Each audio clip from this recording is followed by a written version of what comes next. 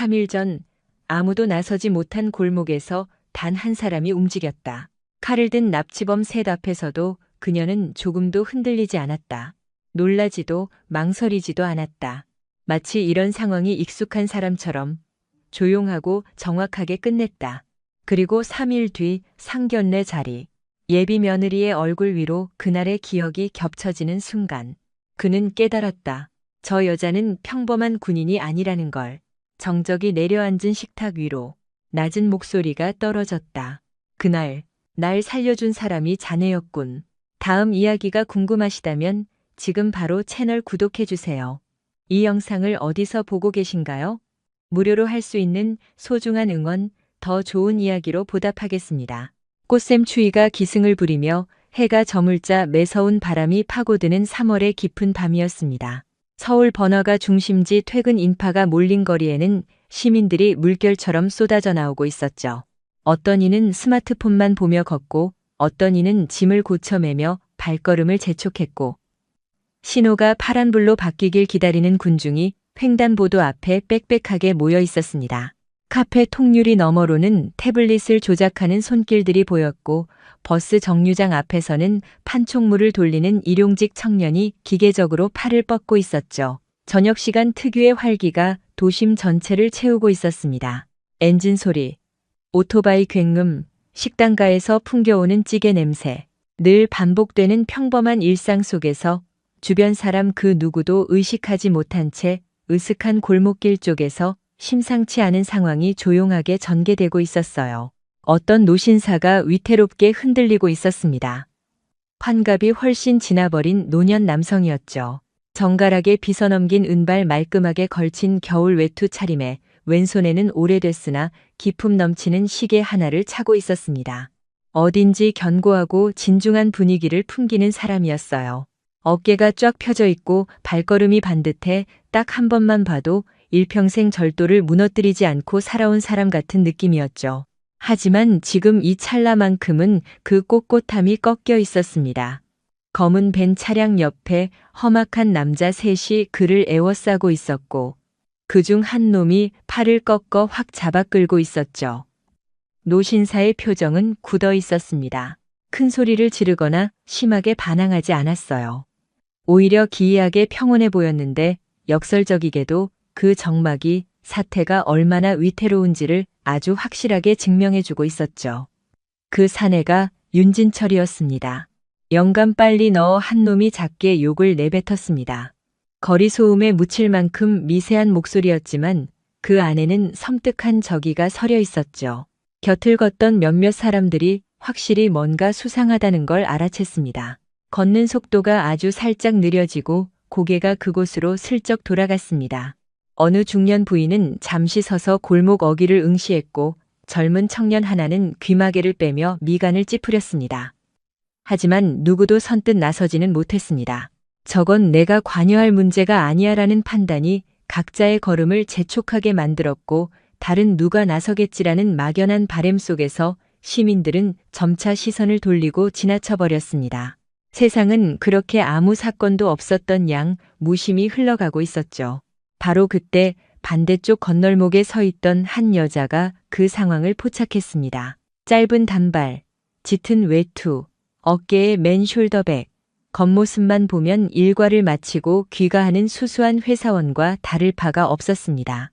지친 기색으로 눈밑이 탐했고 오른손엔 종이컵 커피가 쥐어져 있었죠.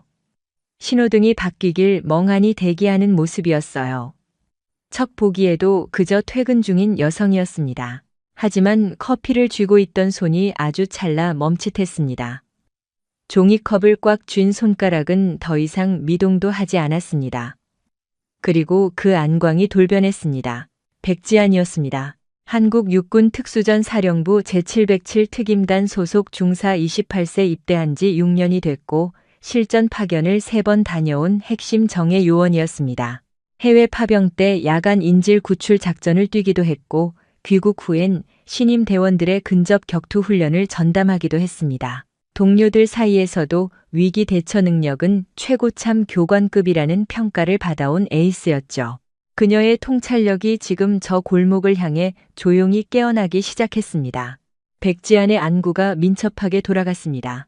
벤 차량의 주차 상태와 도어 개방 각도, 엔진 가동 여부, 저 세 놈의 스탠스와 하중이 쏠린 방향, 노인을 결박한 놈의 완력과 제압 각도, 표적이 끌려 들어가는 템포와 반발하는 궤적, 골목 내부의 도주 루트 및 퇴로 차단 가능 구역, 근방 민간인들의 밀집도와 본인이 난입할 경우 발생할 수 있는 부수적 피해 가능성.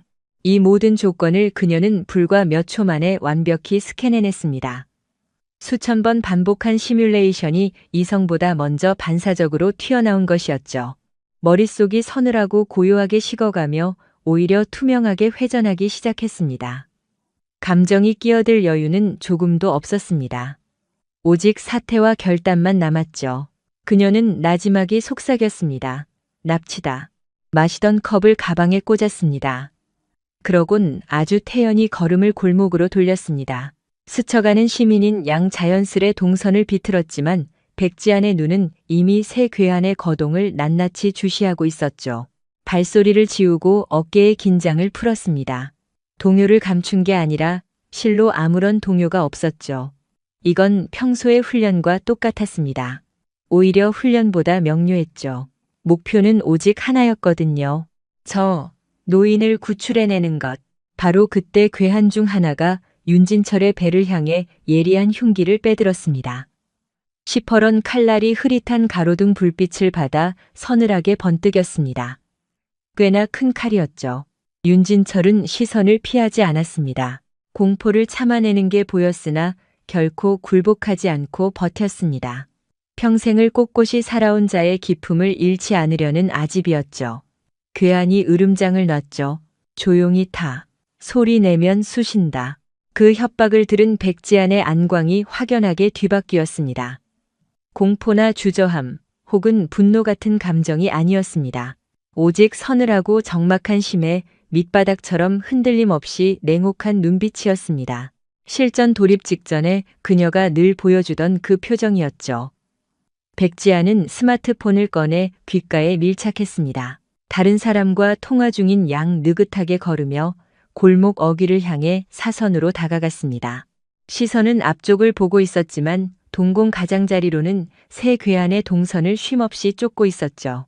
발걸음 소리는 들리지 않았죠. 바닥이 평평한 신발이었고 백지안은 발끝으로 체중을 옮기며 딛는 방식이 몸에 완전히 배어 있었습니다.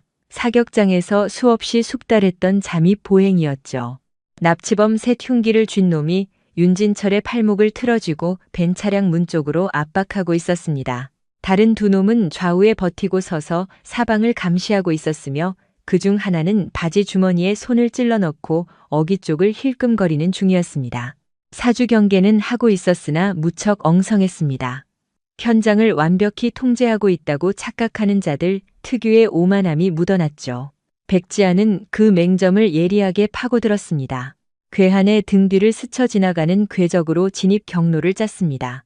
평범하게 걸어가다가 갑자기 몸을 트는 식으로 적이 살기를 눈치채기도 전에 먼저 타격권 내부로 파고드는 전술이었습니다. 간격이 줄어들었습니다. 단 2걸음. 그 찰나 육체가 반응했습니다.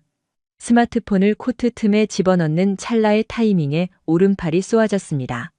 흉기를 쥔 놈의 팔목을 바깥 방향으로 세게 꺾어버렸습니다.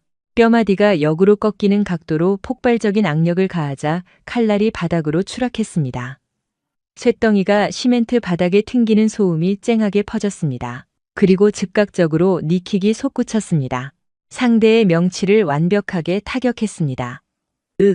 괴한이 고통에 앞으로 푹 꺾이며 두 무릎을 텄습니다. 헐떡이는 비명이 터져나오며 놈이 땅에 나뒹굴었습니다. 이 모든 일련의 제압이 불과 3초 만에 종료된 상황이었습니다. 남은 두 놈이 당황하며 악을 썼습니다. 씨발 뭐야 전현? 덩치 하나가 점퍼 품속에서 쇠몽둥이를 뽑아들고 덤벼들었습니다. 체격이 우람했습니다. 어깨 골격이 크고 팔이 두꺼운 사내였죠. 하지만 백지안은 회피하지 않았습니다. 오히려 반보 앞쪽으로 파고들었습니다. 놈이 둔기를 치켜들고 정수리를 까부수려던 찰나 그녀는 상체를 측면으로 틀어 그 타격점에서 빠져나갔습니다. 쇠몽둥이가 빈 공간을 찢었습니다. 그와 동시에 그녀의 엘보우가 놈의 하악을 밑에서 위쪽으로 올려쳤습니다. 뼈와 뼈가 충돌하는 무식한 타격음이 울렸습니다. 사내의 동공이 순간적으로 뒤집혔습니다. 하체가 무너지며 맥없이 바닥으로 널브러졌습니다. 강철 몽둥이가 아스팔트를 굴렀습니다. 인근에서 어느 행인이 날카롭게 소리를 질렀습니다.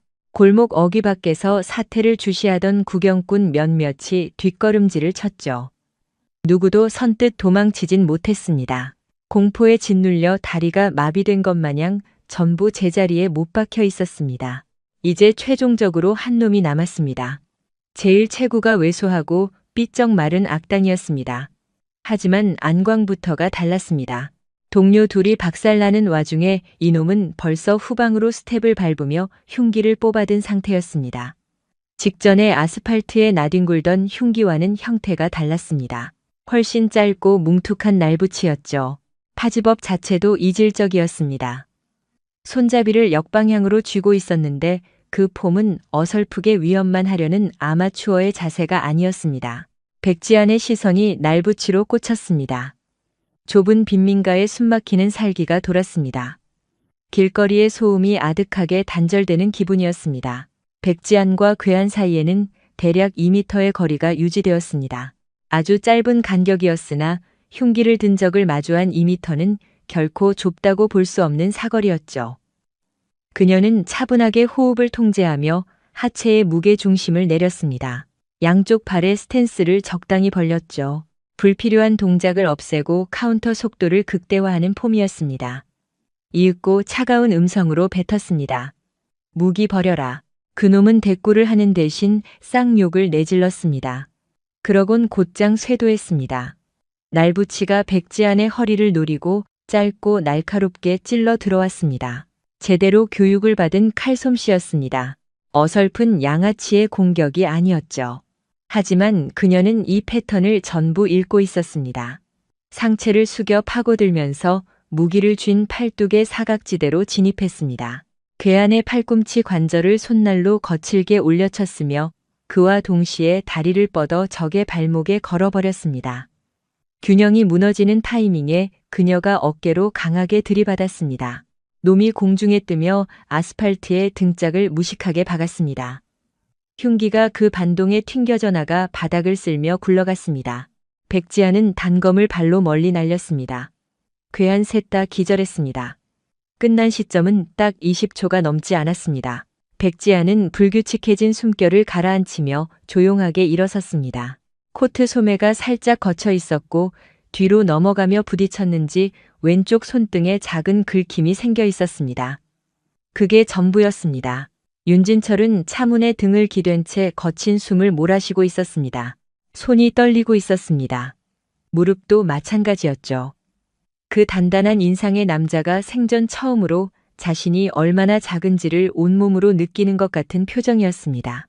그리고 서서히 고개를 들어 백지안을 바라봤습니다. 아가씨 군인인가? 백지안은 작게 고개를 저었습니다. 아니에요. 그냥 지나가던 사람입니다. 어딘가서 경찰차 소리가 들려오기 시작했습니다. 행인이 연락을 한 모양이었습니다. 백지안은 골목을 한번 살펴본 뒤 재빠르게 그곳을 떴습니다. 인파 속으로 스며들듯 골목을 빠져나갔습니다. 경찰이 도착하기 전에 그 자리를 떠난 것이었죠. 윤진철은 멀어지는 백지안의 뒷모습을 오래 바라봤습니다. 코트 자락이 바람에 살짝 흔들리다가 인파 속으로 사라지는 것을 지켜보면서 윤진철은 한참 동안 말을 잇지 못했습니다. 대단한 아가씨군. 그 말은 혼잣말이었습니다. 하지만 그 속에는 살면서 쉽게 내뱉지 않는 진심이 담겨 있었죠. 오랜 기간 특전사 작전 장교로 살아온 사내가 처음 자신보다 더 침착하고 빠른 사람을 마주한 순간이었습니다. 윤진철은 그 뒷모습이 완전히 보이지 않을 때까지 그 자리에 서 있었어요. 그렇게 3일이라는 시간이 지났습니다. 그 3일 동안 백지안은 평소와 다름없이 부대로 출근했고 훈련을 소화했고 저녁에는 윤지훈과 짧은 통화를 나눴습니다. 겉으로 보기엔 아무것도 달라진 게 없는 일상이었죠. 그러나 잠들기 전 침대에 누워 천장을 바라볼 때면 이상하게 마음 한쪽이 두근거렸습니다. 납치 사건 때문이 아니었습니다. 그건 이미 백지안에게는 지나간 일이었습니다. 가슴 뛰는 이유는 따로 있었죠. 상견례였습니다. 윤지훈과 만난 건 1년 반 전이었습니다. 동기의 소개로 처음 만났을 적 윤지훈은 백지안이 군인이라는 말을 듣고서 전혀 당황하지 않았습니다. 반대로 눈을 반짝이며 이런저런 질문했죠. 진심으로 알고파 하는 사람 특유의 눈빛이었습니다. 백지안은 그 눈빛이 좋았습니다. 대부분의 사람들이 여군이라는 말에 어색한 미소를 짓거나 반대로 지나치게 대단하다는 반응을 보이는 것과 달랐으니까요. 윤지훈은 그냥 백지안을 백지안으로 봤습니다. 1년 반이 지나는 동안 두 사람은 자연스럽게 가까워졌고 결혼 이야기가 오기 시작했습니다. 그리고 드디어 오늘 상견례 날이 됐습니다. 서울 종로구에 자리한 한정식 식당이었습니다. 윤지훈이 예약해둔 곳으로 차분하고 품격 있는 분위기의 식당이었죠. 백지안은 아침부터 수차례나 의상을 바꿔 입었습니다. 평소에는 군복이든 사복이든 큰 생각 없이 입는 편이었는데 오늘만큼은 옷장 앞에서 오랜 시간 서 있었습니다. 결국 부드러운 아이보리색 블라우스에 짙은 네이비 재킷을 골랐습니다.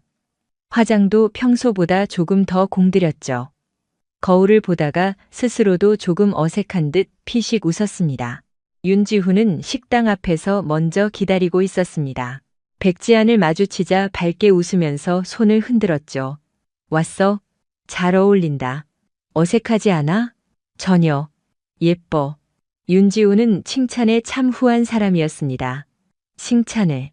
그게 진심인지 그냥 하는 말인지 처음엔 구분이 안 됐는데 1년 반을 지켜보니 알 수 있었습니다. 윤지훈은 언제나 진심이었습니다. 그래서 그 말이 더 자연스럽게 마음에 닿았죠. 두 사람은 같이 식당 안으로 들어갔습니다. 좌석은 저 안쪽 룸이었습니다. 차분하고 포근한 공간이었고 창 너머로 작은 정원이 내다 보였습니다. 탁자 위에는 미리 차가 준비돼 있었고 백지안은 자리에 앉아 두 손을 무릎 위에 단정히 올렸습니다. 긴장이 왔습니다. 전투 직전 밤과는 전혀 다른 긴장이었습니다. 적을 마주하는 긴장이 아니라 중요한 사람의 눈앞에 서야 하는 긴장이었습니다. 윤지훈이 웃으며 말했습니다. 우리 아버지 좀 무뚝뚝한 편이야. 근데 나쁜 분 아니니까 너무 긴장하지 마. 무뚝뚝하면 어느 정도야? 첫 만남에서 웃는 얼굴 보기가 좀 힘들 수도 있어. 백지안은 속으로 한숨을 삼켰습니다. 무뚝뚝한 어른은 괜찮았습니다. 군에서 워낙 많이 겪었으니까요. 그러나 남자친구의 아버지라는 건 또 다른 문제였습니다. 상관에게 보고하는 것과는 다른 종류의 긴장감이었죠. 그때 식당 문이 열렸습니다. 윤지훈의 어머니 박수민이 먼저 들어섰습니다. 단아한 차림에 온화한 인상이었습니다. 뒤어 윤지훈의 아버지가 문을 열고 들어왔습니다.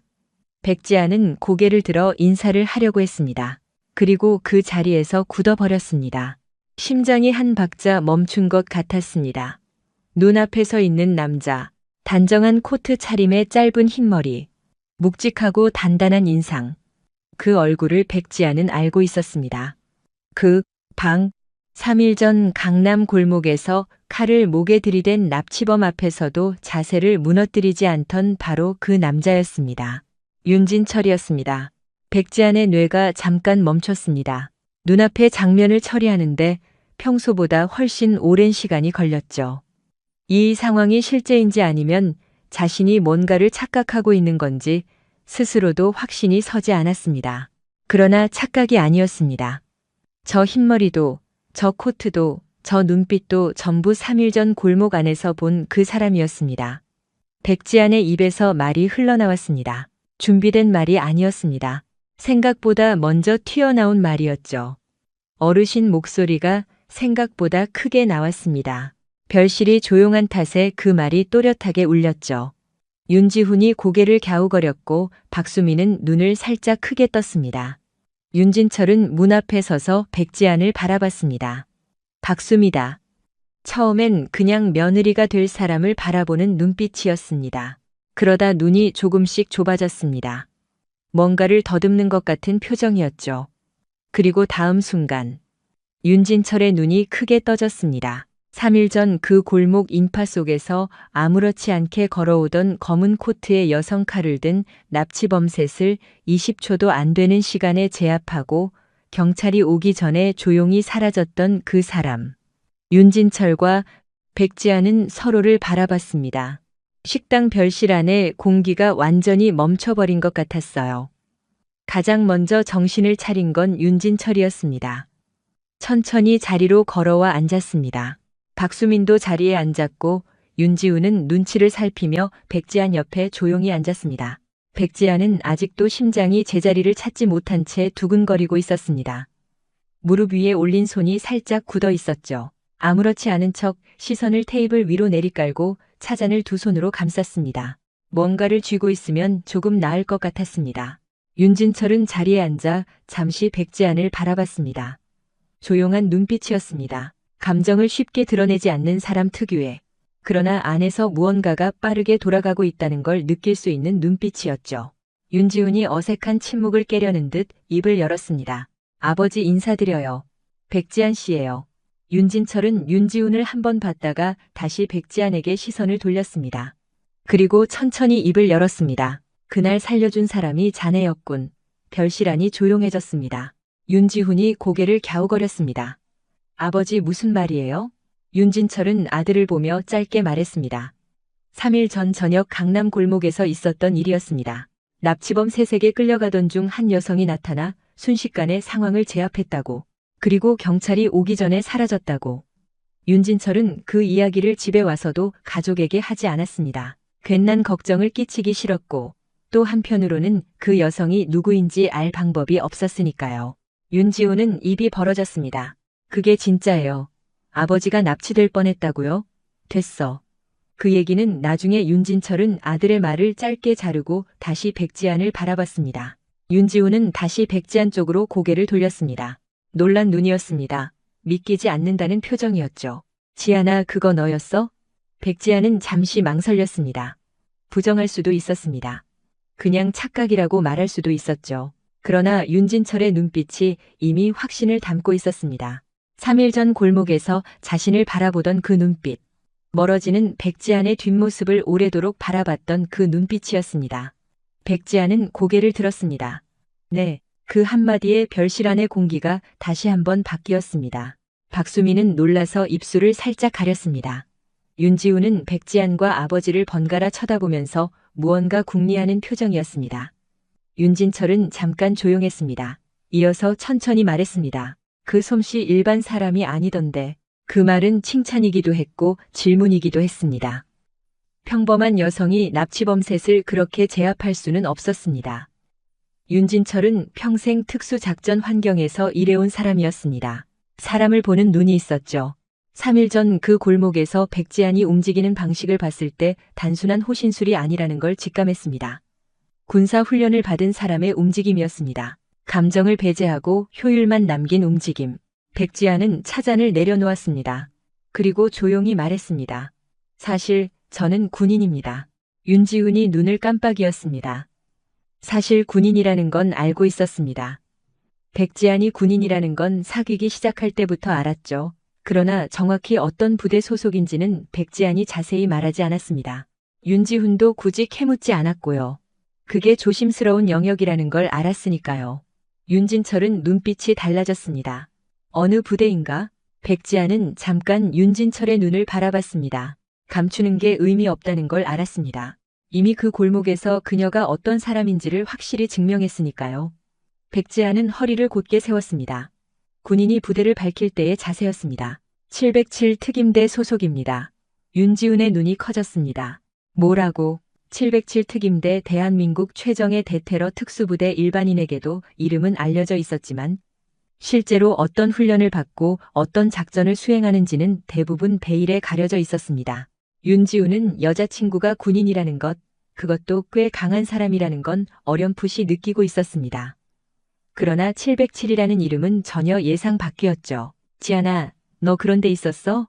백지안은 윤지훈을 보며 작게 고개를 끄덕였습니다. 윤지훈은 잠시 동안 입을 다물었습니다.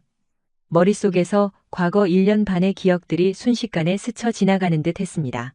운동을 좋아한다며 새벽에 나가던 것, 팔에 희미하게 남아있던 흉터들, 가끔 먼 곳을 바라보는 눈빛, 퍼즐 조각들이 하나씩 맞춰지는 기분이었죠. 윤진철은 그 찰나에 가볍게 미소 지었죠. 작은 웃음이었지만 그 표정을 본 박수민이 살짝 눈을 크게 떴습니다. 윤진철이 낯선 이와 함께하는 자리에서 웃는 것은 아주 드물었죠. 윤지훈도 그 표정을 보고 순간 당황했습니다. 윤진철이 말했습니다. 역시 내가 본 눈이 틀리지 않았군. 그 말에는 여러 가지가 담겨 있었습니다. 3일 전 골목에서 느꼈던 직감, 이 여성이 단순한 사람이 아니라는 확신, 그리고 예상치 못한 자리에서 다시 마주치니 기묘한 인연에 대한 감회 같은 것들이었죠. 윤진철은 찻잔을 잡고 차를 조금 마셨습니다. 그리고 천천히 테이블 위에 내려놓으며 말했습니다. 나도 한때는 특전사 작전 장교였네. 방 안에 또다시 고요한 정적이 맴돌았습니다. 그러나 이번 침묵은 처음에 그것과 달랐습니다. 어색하거나 무거운 침묵이 아니었습니다. 뭔가가 조용히 맞아 들어가는 퍼즐의 마지막 조각이 제자리를 찾는 것 같은 침묵이었죠. 백지아는 윤진철을 바라봤습니다. 드디어 사흘 전 골목에서 가졌던 의문점이 전부 풀렸습니다. 납치범에게 끌려가면서도 무너지지 않던 그 자세, 칼 앞에서도 흔들리지 않던 눈빛, 그건 단순한 배짱이 아니었습니다. 오랜 세월 동안 그 상황보다 더한 것들을 견뎌온 사람의 단단함이었습니다. 윤진철도 백지안을 응시했습니다. 두 사람은 서로를 보며 아무 말도 하지 않았어요. 하지만 그 정막 속에서 대화보다 깊은 감정이 교류하고 있었습니다. 윤진철이 특전사 작전 장교였다는 말이 별실 안에 조용히 가라앉았습니다. 윤지훈은 두 사람의 얼굴을 번갈아 보며 무언가 말을 꺼내려다 말았죠. 이 상황이 어떤 방향으로 흘러가야 하는지, 자신이 어떤 반응을 보여야 하는지 가늠이 되지 않는 모양이었습니다. 박수민은 찻잔을 두 손으로 쥔 상태로 조용하게 두 사람을 번갈아 응시하고 있었습니다. 이 자리에서 가장 많은 맥락을 이해하고 있는 사람이 오히려 가장 조용했습니다. 백지아는 몸가짐을 바르게 했습니다. 특전사 작전장교, 그 말이 의미하는 바를 백지아는 누구보다 잘 알았습니다.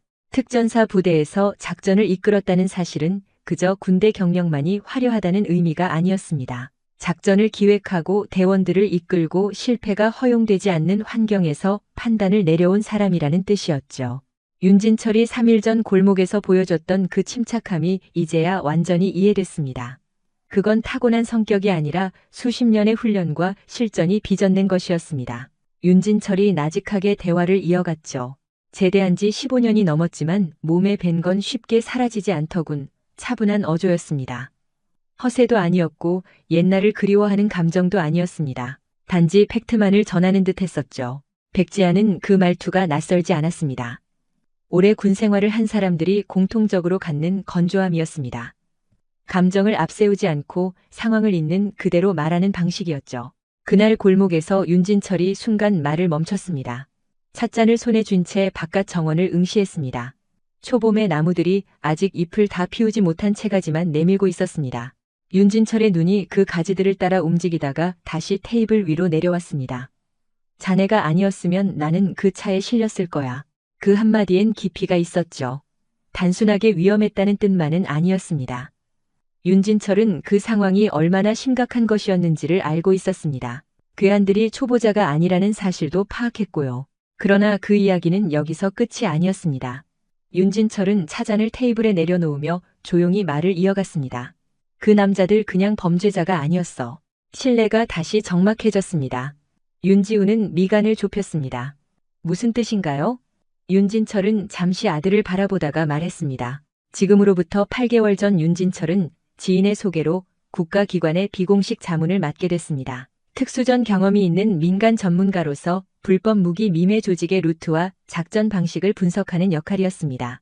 표면적인 조사가 아니었습니다. 외부에 알려지지 않는 방식으로 진행되는 일이었죠. 윤진철은 가족에게도 그 사실을 말하지 않았습니다. 말할 수 없었습니다. 그 조직이 윤진철의 존재를 알게 된 건 2달 전이었습니다. 시작은 미행이었습니다. 나중에는 협박이었고요. 윤진철은 담당자에게 보고했고 경호 조치가 취해지기도 했습니다. 그러나 3일 저녁 퇴근길의 경우가 잠깐 느슨해진 틈을 그들이 파고든 것이었습니다. 윤지훈의 표정이 굳었습니다. 아버지, 그런 일이 있었으면 말을 해주셨어야죠. 걱정 끼치기 싫었어. 걱정 끼치기 싫어서요. 납치될 뻔하셨잖아요.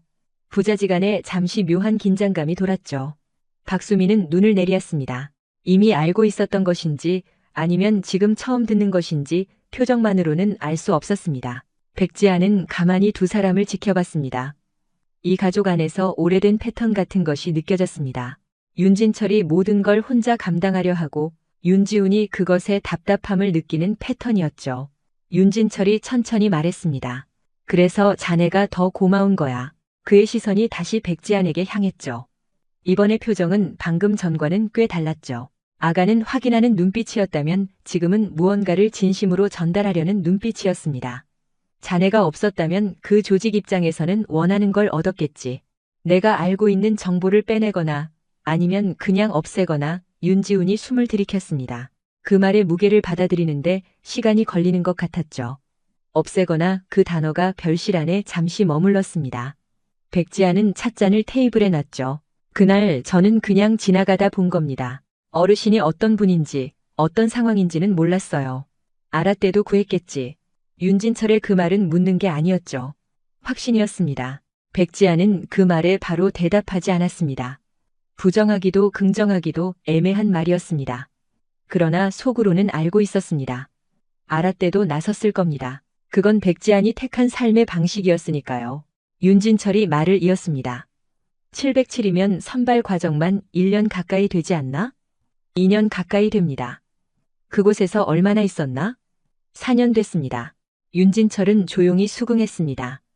숫자가 말해주는 것들을 읽는 눈이었습니다.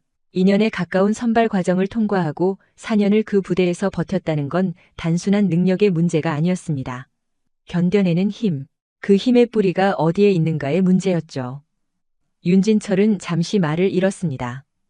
별실 창밖으로 바람이 지나가며 정원의 나뭇가지들이 살짝 흔들렸습니다. 이른 봄바람이 불어왔었죠. 아직 차가웠지만 그 안에 분명히 다른 계절의 냄새가 섞여 있었습니다. 윤진철은 그 나뭇가지들을 바라보다가 조용히 말했습니다. 자네 도움이 없었다면 나는 목숨을 잃었겠지. 그 말은 앞서 했던 말과 비슷했지만 이번엔 달랐습니다. 앞서의 말이 상황을 설명하는 것이었다면 이번 말은 그것을 온전히 인정하는 것이었습니다. 평생 스스로를 지켜온 사람이 처음으로 자신이 누군가에게 목숨을 비쳤다는 사실을 소리내어 말하는 순간이었죠. 윤지훈은 백지안의 손 위에 살며 이 자신의 손을 얹었습니다. 아무런 말도 꺼내지 않았죠. 그러나 그 손이 말하고 있었습니다. 백지아는 그 온기를 느끼며 조용히 숨을 내쉬었습니다. 압박감이 서서히 녹아내리는 듯 했었죠. 실내의 분위기도 방금 전보다 한결 누그러져 있었지요. 윤진철이 생명의 은인이라고 솔직히 털어놓는 찰나 공간의 흐름은 180도 바뀌어 버렸습니다.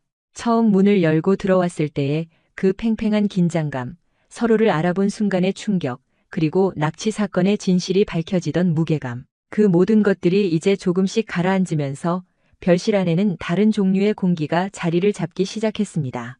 뭔가 단호했던 경계가 서로를 향해 부드럽게 열려가는 듯한 기분이었죠. 윤지훈은 여전히 백지안의 손 위에 자신의 손을 얹고 있었습니다. 백지안은 그 손을 의식하면서도 시선은 윤진철을 향하고 있었습니다. 윤진철은 차잔을 다시 들었다가 내려놓으며 잠시 생각에 잠긴 것 같았습니다. 비밀을 털어놓을지 말지 고민하는 사람의 모습이었죠. 오랫동안 말을 아껴온 사람이 뭔가를 꺼내려 할 때 짓는 표정이었습니다. 그리고 천천히 입을 열었습니다. 그 조직 얘기를 좀 더 해야 할 것 같군. 윤지훈이 몸을 앞으로 당겼습니다. 아직 안 끝난 건가요? 조사가 계속 중이지. 3일 전 그 납치 시도가 실패로 돌아갔으니 그쪽에서도 움직임이 달라졌겠지. 윤진철은 말을 이어갔습니다. 그 조직은 동남아시아 1일대에서 활동하는 불법 무기 밀매 조직이었습니다. 크기가 상당했었죠. 단순히 총기류를 거래하는 수준이 아니라 군용 장비와 폭발물까지 취급하는 조직이었습니다. 한국에는 저 집단의 자금 루트 일부가 얽혀져 있었고 윤진철은 옛날 특수팀 시절의 지식을 토대로 해 저 루트의 체계를 파악하는 임무를 맡고 있었습니다. 사태는 누군가에게 기밀이 새고 있었다는 사실이었습니다. 윤진철이 고문을 맡고 있다는 정보가 밖으로 알려진 건 내부에서 빠져나간 것일 확률만이 컸었습니다. 수사기관도 저 부분을 예의주시했죠. 윤진철은 이 상황을 보면서도 고문을 내려놓지 않았습니다. 물러서는 일 자체가 놈들에게 단서를 주는 꼴이 될 수 있었으니까요. 따라서 보호를 받으면서 몰래 견뎌온 상황이었습니다. 윤지훈의 안색이 식었습니다. 아버님, 이쯤 되면 당장 피하셔야 하는 건 맞잖아요? 생명이 위급한 상황이죠. 내가 피하면 저 작은 파악이 처음부터 다시 꼬여버려. 기한이 얼마나 늘어날 모르고 그것 아버님 생명보다 중합니까? 두 부자 사이에 묘한 침묵이 돌았습니다. 윤진철은 자식을 쳐다봤습니다. 기나긴 날 이어져 온 논쟁 같았습니다. 윤지훈은 아버님의 저 아집을 알면서도 항상 다투었고 윤진철은 항상 뻔한 대답으로 반발을 덮어냈습니다. 두 남자 전부 서로가 나쁘다고 단정하지는 않았지만 그러면서 결코 포기하지도 않았죠. 박수민이 차분히 덧붙였죠. 지훈아, 우선 들어렴. 이 목소리에 윤지훈이 입을 다물었습니다. 사랑을, 당더 사랑을. 박수민의 타이름은 평소에 여렸지만 저 속에는 두 부자를 단번에 조용히 하는 힘이 담겨 있었죠. 윤진철이 백지안을 마주봤습니다. 당신은 이런 사연 언짢지는 않나? 백지안은 시선을 피했습니다. 괜찮아요. 진심이었습니다. 언짢지는 않았습니다. 반대로 신기하게도 상황이 진실성 있게 다가오기 시작했습니다. 첫 만남이란 의례적인 만남이 아니라 각자의 짙은 본성이 보여지는 식탁이 되고 있었으니까요. 백지안은 가식적인 식사가 퍽 힘겨운 군인이었습니다. 짜여진 얘기, 꾸며진 미소, 굳어진 공기. 저런 가식보다 차라리 지금이 한결 나았습니다. 윤진철은 문득 백지안을 쳐다보다가 물었습니다. 3일 전 그때 당신이 저 뒷골목 걷지도 않았다면 어찌나 끔찍할 상상해봤네. 백지안은 침묵하고 말았습니다. 윤진철도 반응을 기대하는 건 아니었습니다. 쓸쓸 한숨과 함께 중얼거렸지요. 저 트럭 탔었을 테지. 이후에 저놈들이 노리는 기밀을 빼거나 빼지 못해도 살해했겠지. 경호팀 늦게야 파악하더라도 정말 틀렸을 테고. 윤지훈은 이 말을 듣고선 두 눈 감았습니다. 떠올리기 힘든 참상이 기억 속에 스쳐가는 듯 보였습니다. 백지안도 이 끔찍한 마음 속에서 털어내야 했습니다. 당장 곁에 있는 저기 저 남성의 부친께서 3일 전 죽어 사라졌을 뻔할 수도 있었다는 생각이었죠. 윤진철이 재차 백지안을 마주봤습니다. 특수반에 4년 국외 출장도 나갔나? 3번쯤 다녀왔어요. 무슨 나라인지는 영 안 하겠지. 네. 윤진철은 시선을 내리깔았죠. 익숙한 거절이었습니다. 백지안이 응답을 피하려는 게 아니라 밝힐 수 없는 비밀이 있다는 걸 윤진철은 누구보다 뼈저렸죠. 본인도 똑같이 겪어온 경험이 있었으니까요. 린 나이 3번이면 엄청 고됐겠군. 배운 것대로 버텼을 뿐이죠. 그게 제일 위대한 거지. 배운 것대로 사는 일. 윤진철의 진심이었지요. 담담하나 무거웠습니다. 연습은 통제되는 상황에서 치러지게 되나 전장은 저 평화로운 기반이 철저히 부서진 바닥에서 터져나오죠. 배운 것대로 행하는 건 저 처참한 지옥 안에서도 본질을 놓지 않겠다는 각오이겠지요. 백지안은 이 말의 깊이를 절실히 깨닫고 윤진철도 백지안이 공감해준다는 걸 느꼈습니다. 두 군인 사이에 묘한 공기가 머물렀지요. 하지만 이쪽 공기는 따뜻하게 느껴졌지요. 대화 따윈 없는 순간에서 마음 통하는 상태이었지요. 비슷 경험을 거친 전사들이 상대를 인정할 때 흐르는 특유의 여백이었죠. 윤지훈은 이 모습을 지켜보다가 가만히 미소 졌지요. 아버님이 낯선 손님과 대면하며 이토록이나 깊숙이 통하는 걸 본 일이 없었습니다. 쌀쌀맞은데 정이 없고 낯선 사람 앞에서는 너무 잘 얼어붙는 타입이셨는데 오늘이 식사만큼은 편안했지요. 윤지훈은 백지안의 프로필을 감상하며 마음속 다짐했습니다.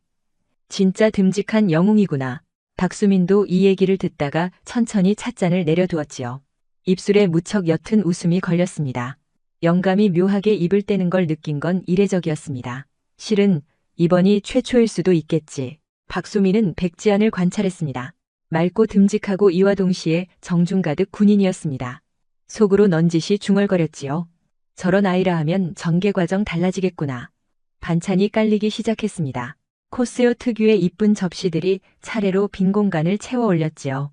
김치 2접시, 밥, 갈비, 찜, 차분히 다가오는 종업원 동선이 교차할 적마다 식당 홀엔 웃음이 잠깐 끊겼다가 재차 피어났지요.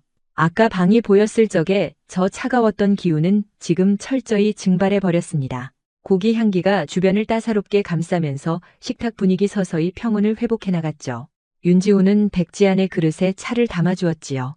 흔한 매너 행동이었지만 이 짧은 배려가 백지한 마음에 의외만큼 짙게 남았지요. 부담이 깨끗이 씻긴 건 아니었지만 지금은 맥을 짚을 수 있을 듯 편안했지요. 윤진철은 반찬을 눈앞두고서 수저들을 잡지 않은 채 잠시 고심에 빠져 있었습니다. 무언가 결심하는 듯 묘한 얼굴이었습니다. 박수민이 가만히 신랑 앞에 국 접시를 밀어줬습니다. 오랜 시간을 같이 한 부부들 사이에 은밀한 신호였습니다. 윤진철은 접시를 받으며 박수민을 흘끗 쳐다봤습니다. 짧은 시선이었지만 저 속엔 많은 뜻이 숨겨 있었죠. 박수민이 조용 입을 떼었습니다. 지한 씨, 친척들은 무얼들 하세요? 따뜻하고 나긋나긋했죠. 꼬치캐나 감시하는 추궁이 아니었습니다. 애정어린 호기심 가득 어른의 질문이었죠. 백지아는 찻잔을 내려놓으며 답을 했지요.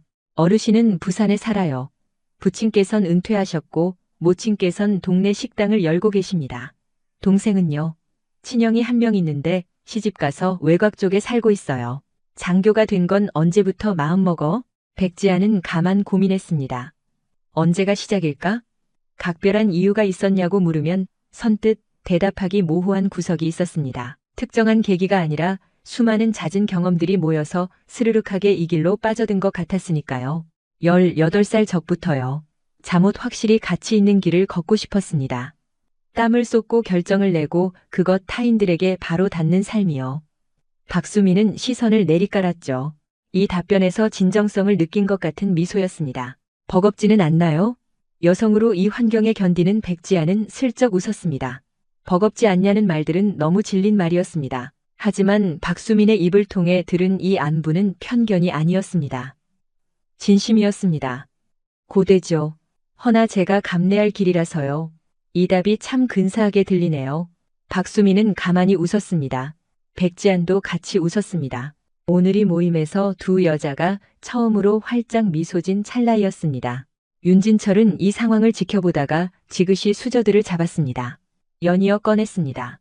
지훈에게 사연 들었을 적에는 그저 장교라고만 했었다고만. 윤지훈이 뒤통수 긁적였습니다. 본인도 구체적 사실 몰랐어요. 지안이가 통 설명을 안 해서 영 숨기는 대목이 있잖아요. 백지안이 꺼냈습니다. 윤지훈을 쳐다보며 꺼낸 말인데 이 뜻은 윤진철에게도 전해져 있었습니다. 전사들이라는 건 제일 소중한 이들에게도 밝힐 수 없는 사연을 감추고 견디는 삶이었습니다. 이것 전사들이 짊어져야 하는 외로움 한 가지였죠. 윤진철은 이 뜻을 알고 잠깐 시선 내리깔았죠. 그걸 내 알지? 옅은 고백이었습니다. 하지만 이 옅음 속에 얼마나 짙은 과거가 묻혀 있는지를 백지아는 느낄 수 있었습니다. 윤진철이 식구에게 테러 위협을 알리지 않은 까닭 고문을 하고 있다는 정황을 감춘 까닭 전부 이런 마음에서였습니다. 꺼낼 수 없는 아픔들을 홀로 버텨내는 삶. 이것 저 영감이 버텨온 세월이었습니다. 윤지훈은 아버님과 백지안을 눈빛 살피다가 물었습니다. 두 분이 나보다 퍽 깊통하는 듯 하옵는데요. 그렇지요. 윤진철이 무덤덤 말했습니다. 윤지훈이 두 눈 커다랗게 떴습니다. 아버님이 저런 농담 이토록 쿨하게 치는 건 처음 겪는 일이었습니다. 박수민은 입술에 웃음을 숨기지 않았습니다. 백지아는 은근 당황스러웠죠. 반찬이 비워지면서 분위긴 퍽 여유롭게 녹아갔습니다. 윤진철은 특수팀 훈련 무용담을 간략하게 풀었고 백지아는 얌전하게 작전 에피소드 살짝 얹어냈습니다. 허락되는 선의 한도 내에서였지만 이 범주에서도 넘치게 겹치는 사연들이 있었습니다. 윤지훈은 두 전사의 대화를 엿들으며 초반엔 껴들려고 애쓰다가 나중엔 포기하고 묵묵 구경만 바라보아야 했습니다. 나 완벽히 소외됐네요. 윤지훈의 푸념 백지안이 살짝 웃었습니다. 윤진철도 슬쩍 콧방 귀소리를 냈습니다. 박수민이 자식 곁에 고기를 밀어주며 건넸습니다. 그러니까 네가 입대를 빡 가봤어야지. 어머님, 나 다녀왔잖아요. 20개월짜리 그것 병영야. 식당 홀에 화색이 퍼졌습니다. 마침내 이 만남 맞선 자리라는 사실을 잊게 해주는 찰나이었습니다. 격식이 아니라 사람만이 남는 찰나이었죠. 폭소가 사라진 후 박수민이 가만히 백지안을 마주봤습니다. 저 안광이 달랐습니다. 방금 전까지는 전혀 달랐던 표정이었습니다. 여러 가지를 길게 고민하다가 확신을 세운 어른의 표정이었죠. 박수민은 식기를 식탁 위에 올려두고 곧바로 백지안을 마주보며 전했습니다. 지훈아, 넵, 어머니. 박수민은 자식을 보다가 스윽 백지안에게 얼굴을 돌렸습니다. 이어서 분명히 확실하게 답했습니다. 저런 며느리라면 반대할 구실이 없겠구나. 식당 안이 고요해졌습니다. 윤지훈이 눈을 번쩍 떴습니다. 백지아는 그 문장이 귓가에 맴도는 것을 조용히 느끼고 있었습니다. 뜻을 온전히 깨닫는 찰나에 가슴이 깊게 저며오는 듯한 기분이 들었죠. 박수민이 백지안을 마주하며 대화를 이었습니다. 내 소중한 가족을 지켜준 은인이니까. 그 표현은 가벼운 칭찬이 아니었지요.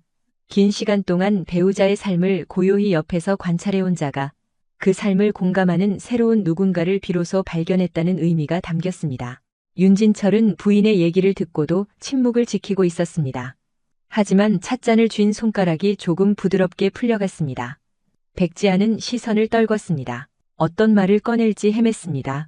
감사합니다라는 말이 무척 부족해 보였었고 다른 단어는 떠오르지 않았습니다. 오직 그 진심을 묵묵하게 흡수하고 있었습니다. 마음 깊은 곳에서 뭉클한 감정이 천천히 밀려오는 듯했지요. 눈시울이 붉어지는 것을 막고자 백지아는 찻잔을 양손으로 쥐었답니다. 서늘한 기운이 손끝에 닿았습니다. 윤지훈이 백지안의 어깨 위로 포근히 손을 올렸습니다. 창문 밖으로 산뜻한 바람이 스쳐갔지요. 이윽고 식사가 마무리되었습니다. 종업원이 들어와 빈 접시를 천천히 치워갔습니다. 식탁이 깨끗해지면서 방안이 더욱더 쾌적해 보였답니다. 따뜻한 찬물이 리필되었고 내 인원은 잠깐 제자리에 착석해 고요히 차를 즐겼습니다. 조급하게 구는 이가 없었습니다. 모임을 끝마쳐야 하겠다는 강박적인 부담감마저 없었습니다. 마치 같이 머무는 사실이 무척 편안한 식구들처럼 평온한 시간이 흘러가고 있었죠. 윤지훈은 모친 박수민과 조용하게 대화를 이어나가고 있었습니다. 백지아는 그 곁에서 차를 마시며 풍경을 감상했습니다. 들의 나뭇가지들이 이전보다 한결 더 잔잔하게 일렁이고 있었습니다. 해가 저물면서 빛의 각도가 달라진 까닭인지 정원 전체가 한층 더 포근한 색으로 물들어 있었죠. 초봄의 저녁 공기가 조용히 들이우고 있었습니다. 윤진철이 먼저 좌석에서 일어섰습니다. 바람 좀 쐬고 오지. 박수민이 올려다봤습니다. 같이 나갈까요? 아니, 잠시만. 윤진철은 백지안을 한번 쳐다봤습니다. 짧은 시선이었으나 그 속엔 어떤 뜻이 담겨 있었습니다. 백지안은 그 마음을 읽었습니다. 자리에서 일어나 윤진철을 뒤따라 문 밖을 나섰습니다. 식당 바깥으로 이어진 복도를 지나 좁은 문을 열고 나오니 마당이었습니다. 아담한 규모였지만 매우 정갈한 뜰이었습니다.